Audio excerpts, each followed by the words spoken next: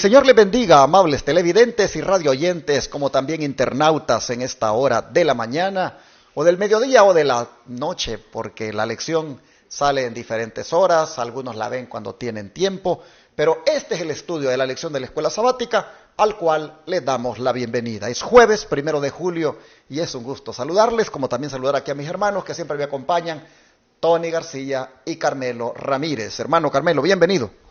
Gracias por permitirme estar aquí, varones, un gusto verlos nuevamente, ¿verdad? Y también a ustedes, un saludo para la distancia con cada uno de los que nos ven, nos escuchan, y que podamos seguir aprovechando estas lecciones, hermanos, porque realmente lo necesitamos. Podemos ver, hermanos, el cuidado que estos discípulos del Señor tuvieron en esas iglesias que empezaban a levantar, y nosotros también, que hemos hablado con diferentes personas, ¿verdad? Y que también nosotros podamos dar ese testimonio, que podamos hablar la palabra de Dios con confianza, con firmeza, ¿verdad? Sabiendo que el que nos ha rescatado es el mismo que nos va a seguir acompañando, que es el Señor Jesús, por medio de su Santo Espíritu.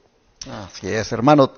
Tony, bienvenido. Gracias, pastor. Gracias. También me siento muy honrado en estar aquí delante de ustedes, hermanos, y pues con este privilegio, como siempre lo he dicho, de compartir la palabra del Señor en esta escuela sabática. Y esperamos que este día también sea de gran bendición para cada uno de ustedes, hermanos. Agradeciendo nuevamente a este servidor las oraciones que ustedes han estado haciendo, porque los obstáculos o el tiempo que hemos estado esperando para obtener el permiso o para sacar el permiso, pues ya, hermanos, se pueda abreviar y puedan también pasar por alto todo obstáculo y poder obtener este permiso de la construcción del Centro de Estilo de Vida La Verdad Presente, que aquí en la ciudad de Shepherd, Texas, en las afueras del pueblo, nosotros por la gracia de Dios queremos construir para atender a los enfermos completamente gratis. Quiero aclarar que este no es un hospital, no es un sanatorio, es un centro de estilo de vida. Aquí no habrán pacientes en las camas allí, donde ahí tengamos que llevarles el tratamiento, sino que es un tipo de digamos así, de centro de estilo de vida saludable, donde las personas todavía se les puede hacer los tratamientos porque ellos cooperan. Pero tendremos un plan B para aquellos que no podrán estar por su condición en esa forma de hospitalizados acá. Tendremos un plan B para darles la atención personalizada aún en sus hogares. Dios está poniendo cosas en el corazón para hacer, y yo sé que cuando Dios pone algo, hermanos, es porque quiere que se haga. Yo soy de la idea de que si mi hermanito es un obrero médico misionero y está destacado en Shepherd para recibir a los que pueden venir, también poder nosotros a él enviarlo a la casa de aquellos que no pueden venir, y ya el corazón para hacer los tratamientos a la persona que pueda estar sufriendo. De cualquier forma, nosotros queremos hacer la obra del Señor, y todo gratuitamente. Por eso es que estamos pidiendo ayuda económica para que siempre hayan recursos y poder hacerle a las personas, hermanos, estas cosas de tratarlos con los remedios naturales de Dios completamente gratis. Queremos este lugar que sea un lugar que testifique del grande amor de Dios. Amén. Que también enseñe la verdad presente, que el mensaje de la Reforma Pro Salud, el brazo derecho del mensaje del tercer ángel, se agite fuertemente en Amén. Este lugar. Así que yo quiero pues pedir oración a todos ustedes para que Dios nos provea, hermanos, los recursos, el dinero que se requiera para que esto se haga. Y usted, que por la gracia de Dios ya nos ha estado enviando diezmos, ofrendas, donaciones para que esto se haga realidad, le estamos muy agradecidos. El dinero está guardado, esperando los permisos para empezar a construir, empezando con, bueno, aquí nos han pedido que tenemos que hacer un camino para que entre una ambulancia por cualquier cosa, porque aquí va a haber gente y cualquier cosa puede pasar. Son cosas que las autoridades requieren en este lugar. Entonces, hermanos, el dinero pues siempre hace falta, y por eso nosotros le decimos a usted, únase a nosotros, hagamos juntos este proyecto. Coloque aquí diezmos, ofrendas y donaciones. Envíelas por RIA, por Western Union, a través de PayPal, llamando directamente al número de teléfono que aparece en pantalla, enviándolas por correo, yendo directamente al banco. Bueno, las formas ahí están en la pantalla. Mire, usted le puede tomar una foto a todo lo que aparece ahí o llámeme al 214-881-4029 o al WhatsApp más 1-214-881-4029 y con gusto le explico detalladamente cualquiera de las formas que existen de enviar aquí recursos como son diezmos, ofrendas y donaciones. Muy agradecidos a todos los que nos ayudan con oración y también a los que nos ayudan económicamente. Así, hermanos, vamos a proceder.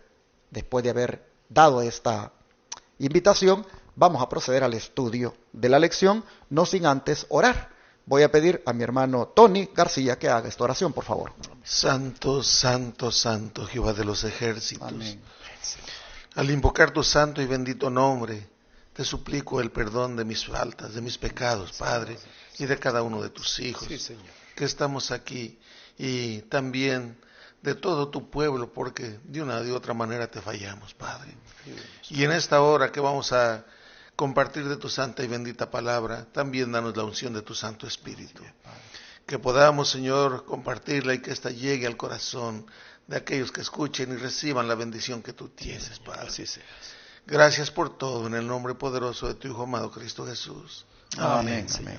Nuevamente le recuerdo a los que viven allá por el lado de Atlanta, allí cerca de Rome, Georgia, de que este sábado tendré el privilegio de predicar la palabra de Dios allí, en la iglesia Advenimiento de esa ciudad llamada Rome. Se escribe Rome. Allí, hermanos, estaré proclamando la verdad presente este sábado que viene por la mañana y estaré bautizando también por la mañana. Hay 2 personas allí que, pues, los hermanos me han pedido que se las vaya a bautizar. Entonces, estaré, por lo tanto, predicando también este sábado que viene por la mañana. Si hay algún hermano por allí de esa área que quiera llegar para que adoremos juntos a Dios, está invitado. El tema de hoy, hermanos, siempre es en relación a ese espíritu de Pablo y Bernabé. Ese espíritu donde infundían esperanza a los hermanos. Si ustedes se fijaron, el título de la lección de la semana es Dificultades y Esperanza. Comenzó, hermanos, la lección con la restauración de la esperanza para un hombre que la había perdido, como era aquel lisiado. Con eso comenzó la lección, con esperanza. Y va a terminar con esperanza ahora. En medio de eso hemos visto las dificultades y hemos visto la mano de Dios obrando también. Hoy queremos ver qué pasó con Pablo. Ayer decíamos que él manifestó un espíritu perdonador, pero vamos a retomar el punto. Hermano Carmelo, ¿qué revela el espíritu perdonador de Pablo según Hechos 14, 21 y también el versículo 22? Bueno, aquí lo vamos a ver, capítulo 14, versículo 21 y la última parte, o sea, el 22 también. Dice así: después de anunciar el evangelio a aquella ciudad y de hacer muchos discípulos, volvieron a Listra, Iconio y Antioquía. Y luego el 22, confirmando los ánimos de los discípulos, exhortándolos a que permanecieran en la fe y diciéndoles, es necesario que a través de muchas tribulaciones entremos en el reino de Dios.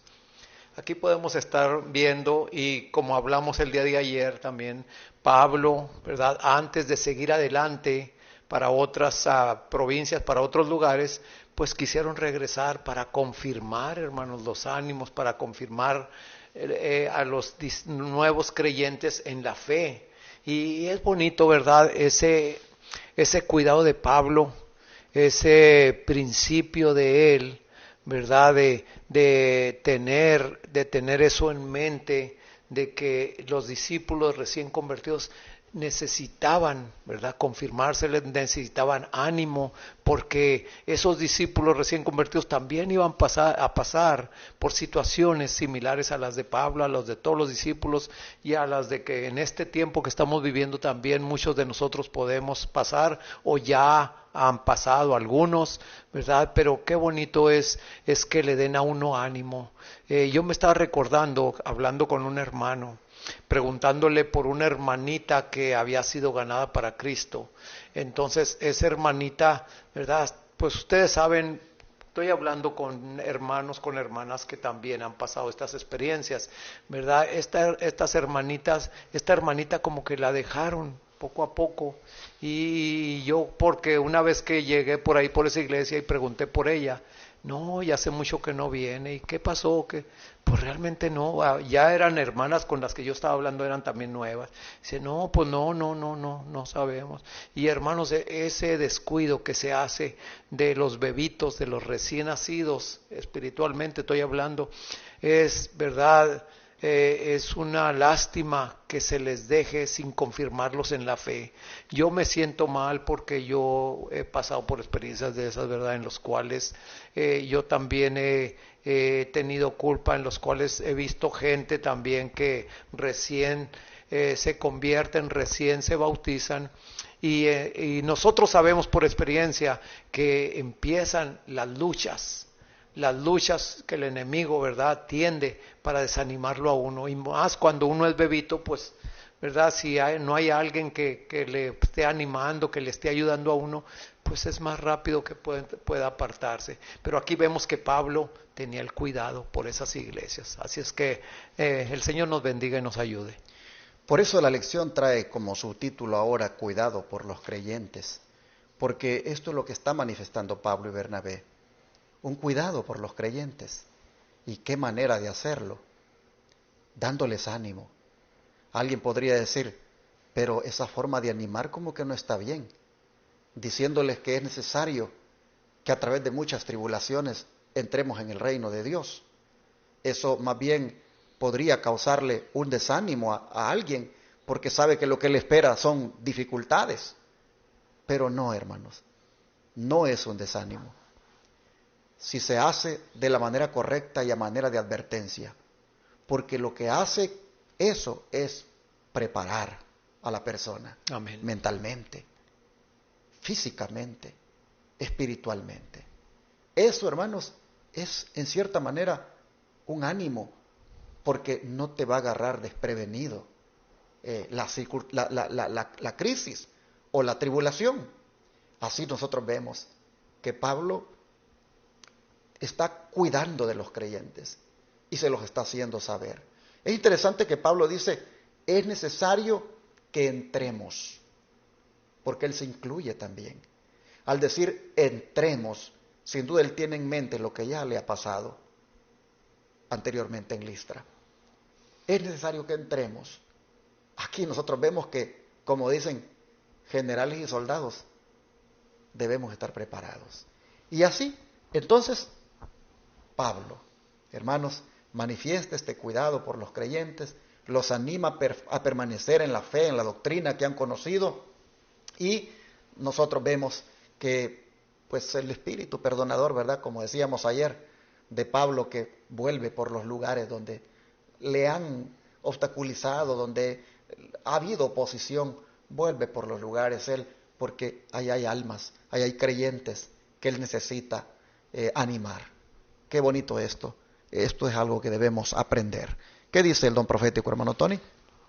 Sí, dice en Hechos de los Apóstoles, la página 150, dice, ni Pablo ni Bernabé estaban contentos con emprender obra en cualquier otra parte sin confirmar la fe de los conversos que se habían visto obligados a dejar solo por un tiempo en los lugares donde habían trabajado recientemente. Así, sin amedrentarse frente al peligro, volvieron a Listra y a Iconio y a Antioquía, confirmando los ánimos de los discípulos, exhortándoles a que permaneciesen en la fe. Se dice que ellos no estaban contentos con nada más levantar obra, bautizar y abandonarlos, dejarlos. No, ellos se preocupaban por los que estaban recién convertidos y ellos querían estar seguros de que estaban firmes, y eso de que les decían que era necesario pasar por tribulaciones, en el momento en que Pablo les está mencionando se está mencionando esto es porque él acababa de pasar por una prueba y ellos lo entendían bien. Entonces, esto, como ya lo explicó el pastor, cuando tú sabes de algo que puede pasarte, ya estás preparado. Y yo les quiero contar rápidamente algo que pasó hace ya tiempo, pero me advirtieron a mí que no fuera a un lugar a compartir la palabra. Era un pueblito, un ranchito católico, porque que el que entraba allí lo mataban si no lo conocían. Y yo les dije, no, si ellos me pidieron que vaya, yo voy a ir. Y mi esposa me acompañó y dice, no, si te matan a ti, que me maten a mí también. Fuimos los dos a ese lugar. Y cuando llegamos sonaron las campanas, se reunió la gente en la iglesia y dentro de la iglesia católica compartimos la palabra. Y hermanos, el ver cómo estas personas estaban recibiendo la palabra, era un gozo para nosotros y no queríamos quedarnos nada más con eso y irnos a otro lugar. Queríamos estar seguros que estaban recibiendo la palabra y que iban caminando firmemente. No nada más dejarlos y ya, no.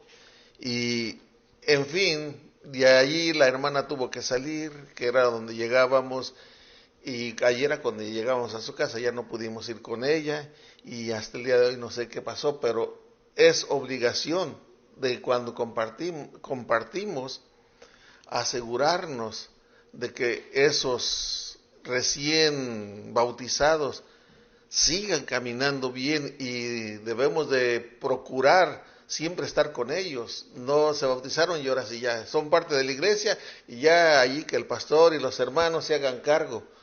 No, si con los que tienen más contacto son contigo, con quien les dio el mensaje. Por lo tanto, es deber, hermanos, de dejar pilares, si es posible, establecidos antes de irse a otro lado. Así es. Bueno, pues vamos a ver qué más hacen los apóstoles, porque aparte de animarlos de esa forma, todavía ellos van a hacer todo un trabajo de organización. ¿Y qué pasó, hermano Carmelo? ¿Qué podemos aprender del método de trabajo que los apóstoles implementaron? Vamos a seguir leyendo la palabra del Señor en Hechos 14, pero ahora del 23 al 28. Dice la palabra del Señor. Del 23 al 28 en el capítulo 14 de Hechos dice que constituyeron ancianos en cada iglesia y después de orar y de ayunar los encomendaron al Señor en quien habían creído. Pasando por Pisidia vinieron a Panfilia, predicaron la palabra en Perge y luego descendieron a Talía.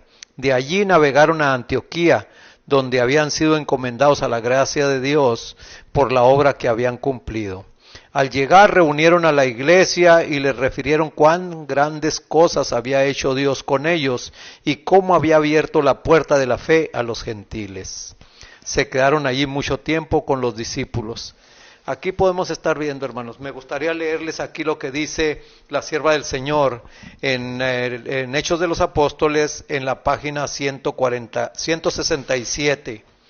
Dice, el apóstol Pablo sentía una profunda responsabilidad por los que se convertían por sus labores. Por encima de todas las cosas, anhelaba que fueran fieles. Decía, para que yo pueda gloriarme en el día de Cristo, que no he corrido en vano ni trabajado en vano. Temblaba por el resultado de su ministerio, sentía que hasta su propia salvación podría estar en peligro si no cumpliera su deber y la iglesia no cooperase con él en la obra de salvar almas. Hermanos, es lo que tú y yo debemos de sentir, preocupación, ¿verdad? Por esas, si tú, vamos a suponer, tú que tienes 20, 30 años en el Evangelio como yo, 40, ¿verdad?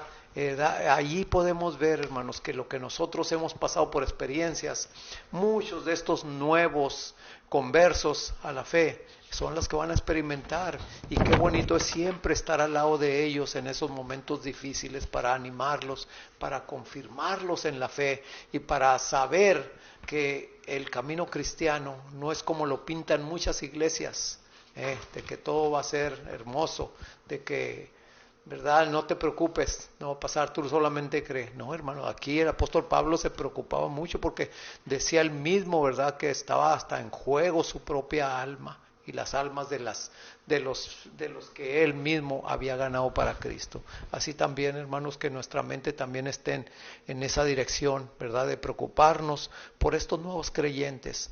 Porque hoy en día en tantas iglesias que así como entran, salen, porque muchas veces no se les pone el cuidado a estos nuevos creyentes. Así es que tú tienes una parte que hacer y yo también, hermano, hermana. Que el Señor nos bendiga. Pero interesante que para el cuidado de esos creyentes, Pablo mira necesario establecer un sistema de organización en la iglesia, en el cual se establecen ancianos. Y estos van a ser prácticamente los ayudantes de los apóstoles en ese cuidado de la iglesia. Es por eso que un anciano de iglesia debe entender cuál es su trabajo. Es ayudar al cuidado de la iglesia. Pero trabajando, noten ustedes, en cooperación, en este caso, pues con el pastor. Porque ¿quién instituyó aquí a los ancianos? No fue la iglesia, fueron los apóstoles. En los tiempos apostólicos, hermanos, los ancianos no los elegía la iglesia. No los elegían comisiones de nombramientos, los elegían los apóstoles. Este sistema de organización permitía en alguna manera que el anciano fuera una persona de confianza por parte del apóstol. El apóstol no iba a escoger de anciano para que cuidara la membresía a alguien que tuviera problemas, por ejemplo, de interpretación teológica, a alguien que tal vez tuviera alguna, no sé, herejía en su forma de enseñar. El apóstol se aseguraba que los ancianos que se instituían realmente tuvieran pues el espíritu de los apóstoles, esa vocación de servicio y de amor para las ovejas.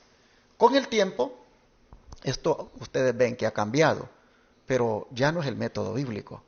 El método ahora es que una comisión se sienta a evaluar y determina democráticamente quién o quiénes van a ser los ancianos, y de esa manera por ahí hasta se cae en el error de poner gente que es la que me cae bien, que es la que yo creo que me gustaría que estuviera haciendo eso, que es la que yo pienso que pues me gusta, ¿verdad?, como tal vez predica o tal o cual cualidad. Así ahora se hace. En los tiempos apostólicos y en los tiempos como se hacían las cosas según la Biblia, eran escogidos los ancianos por los apóstoles. Esto, hermanos, es parte del cuidado por los creyentes que Pablo y Bernabé ven necesario. La otra cosa que yo miro acá es que Pablo y Bernabé eran bien disciplinados con la iglesia. Porque cuando regresan a la iglesia de Antioquía. Pero no la Antioquía de Pisidia, sino la Antioquía de Siria. ¿Y por qué regresan allí? Porque esa era su iglesia, digamos, de hogar. Porque de allí fue que los enviaron. La iglesia de Antioquía fue la primera iglesia, digamos, gentil, debidamente organizada. Y esa iglesia gentil, de tan agradecida que estaba con aquello que había conocido, dispuso de recursos, y orando y ayunando, también dispusieron que Pablo y Bernabé, porque el Espíritu Santo les dijo, apártenmelos, fueran a llevar el mensaje a las ciudades de los contornos, de aquella comarca. Y cuando Pablo y Bernabé han completado ese viaje misionero, cuando ellos han, hermanos, visto todas estas cosas que hemos leído, miren ustedes, regresan a la iglesia que los mandó. ¿Y qué es lo que hacen cuando regresan? Dar un reporte. dar un informe de cómo les ha ido. Y la iglesia, pues muy contenta. La iglesia, nosotros miramos acá, por lo que dice el verso 28, 27, habiéndose llegado, dice, y reunido a la iglesia, refirieron cuán grandes cosas había hecho Dios con ellos y cómo había abierto la puerta de la fe a los gentiles. Y se quedaron ahí mucho tiempo con los discípulos. Así nosotros vemos, hermanos, todo un sistema de organización. A veces queremos funcionar como iglesia, pero somos todo un desorden, hermanos. Todos mandan. Allí no hay alguien que lleve el ancianato. Allí no hay un diácono. A veces, hermanos, pues todos opinan al mismo tiempo. No, hermanos, las cosas de Dios se hacen ordenadamente, Amén. organizadamente. El sistema de organización está aquí en la palabra de Dios y ese no es malo. Noten ustedes, apóstoles eligiendo ancianos, apóstoles dándole un informe a la iglesia de lo que habían ido a hacer porque la iglesia los había enviado, porque la iglesia los había comisionado y porque tenían tiempo de no verlos y querían que supieran de las maravillas que Dios había hecho y cómo ahora ya no solo Antioquía la única iglesia gentil, sino que ahora había muchas más por todos esos lugares. Gloria a Dios. Así que esto nos demuestra cómo realmente estos líderes de la iglesia pues manifestaron ese cuidado por los creyentes. Hermano Tony, para cerrar, ¿de qué manera el don de profecía nos habla más de esto? Sí, vamos a leer en Hechos, página 151, en Hechos de los Apóstoles, dice, los que en cualquier lugar eran inducidos por sus labores, o sea, las labores de Pablo, a aceptar a Cristo como su Salvador, eran al debido tiempo organizados en iglesia. Se hacía esto aun cuando los creyentes no fueran sino pocos. Así se les enseñaba a los cristianos a ayudarse unos a otros, recordando las promesas, donde están 2 o 3 congregados en mi nombre, ahí estoy en medio de ellos. Amén. Y Pablo no olvidaba a las iglesias así establecidas. El cuidado de esas iglesias pesaba sobre su ánimo como una carga siempre creciente, porque por pequeño que fuera el grupo, no era no obstante objeto de su constante solicitud. Velaba tiernamente por las iglesias más pequeñas, comprendiendo que necesitaban especial cuidado, a fin de que los miembros pudieran ser cabalmente establecidos en la verdad y enseñados a realizar esfuerzos fervientes y abnegados por aquellos que los rodeaban. Se dice que aunque las iglesias el grupo fuera pequeñito, él siempre estaba al pendiente porque sabía que debía de haber esa organización. No se cambiaban de un lugar a otro, como ya hemos venido diciendo, y el pastor lo acaba de mencionar. Se establecía una iglesia y se organizaba, porque de esa manera podían ayudarse aún en las necesidades, podía haber uno por el otro. ¿Ve? Y eso era lo que le preocupaba a Pablo. Siempre estaba presto para ayudar a esas iglesias, aun cuando eran poquitos, como dice aquí, aun cuando fueran poquitos, él estaba dispuesto.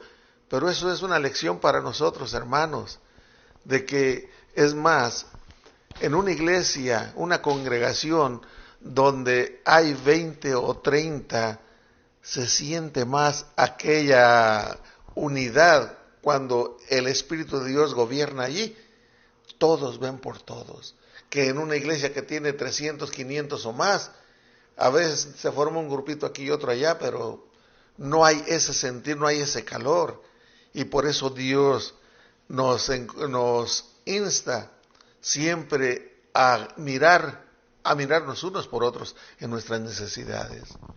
Así entonces vemos cómo, mis hermanos, llevaron los discípulos no solamente esperanza, no solamente ánimo, sino que también llevaron un modelo de organización a implementar en la iglesia para que ésta pues estuviera bien cuidada pues por parte de los líderes. Vamos a orar para pedirle a Dios que nos ayude a nosotros a tener un espíritu, hermanos, de orden y de organización y también de mucho amor y cuidado por los creyentes. Amén. Señor, te pedimos este día por todas las iglesias de sostén propio, Sí, sí. por todas las iglesias, Señor, de verdad presente, que por muy pequeñas o grandes que sean, oh Señor, iglesias ordenadas y organizadas, donde su liderazgo siempre tenga ese amor por los creyentes y busque cuidarlos. Te rogamos, Señor, que esto nos inspire para arreglar algunas cosas que tal vez no se están haciendo bien, pero sobre todo, Señor, te pedimos que tú despiertes líderes que tengan vocación de servicio, de amor por las almas. Amén. Ayúdanos a nosotros mismos, Señor, a ser esas personas que nos preocupamos por las ovejas y que cuidamos de ellas, porque sabemos que el león anda como buscando a quien devorar y corre en peligro. Te rogamos, Señor, que nos ayudes a ser muy sabios para hacer el trabajo misionero y así también, Señor, implementar aquellos principios que nos has enseñado a través de esta lección. Gracias. Lo pedimos en el nombre de Jesús. Amén.